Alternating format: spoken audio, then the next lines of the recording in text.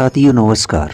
मित्रों, मंत्र 4 में कहा गया है, यह जो मुख्य प्राण का श्वास प्रश्वास के रूप में शरीर के बाहर निकलना और भीतर लौट जाना है, वही मानो इस यज्ञ में आहुतियाँ पड़ती हैं।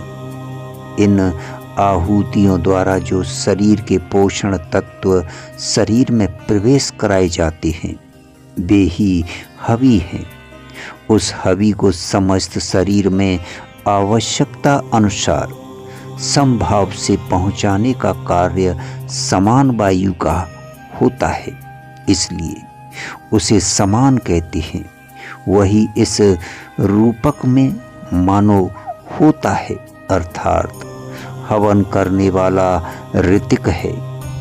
अग्नि रूप होने पर भी आहुतियों को पहुंचाने का कार्य करने के कारण इसे होता कहा गया है। मित्रों, पहले बताया हुआ मन ही मानो यजमान है और उदान वायु ही मानो उस यजमान का अविष्ट फल है।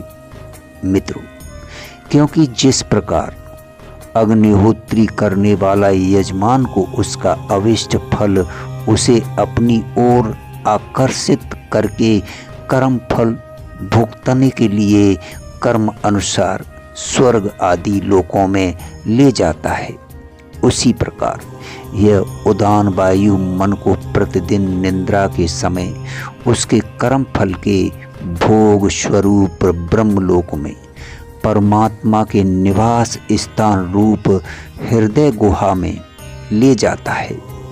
वहाँ इस मन के द्वारा जीव आत्मा निद्रा जनित विश्राम रूप सुख का अनुभव करता है, क्योंकि जीव आत्मा का निवास स्थान भी वही है। ये बात छठे मंत्र में कही गई है।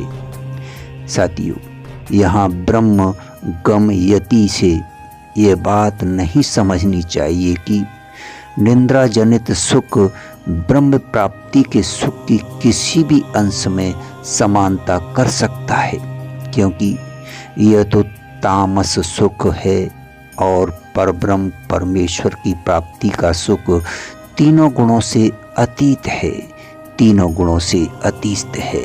धन्यवाद, शुक्रिया।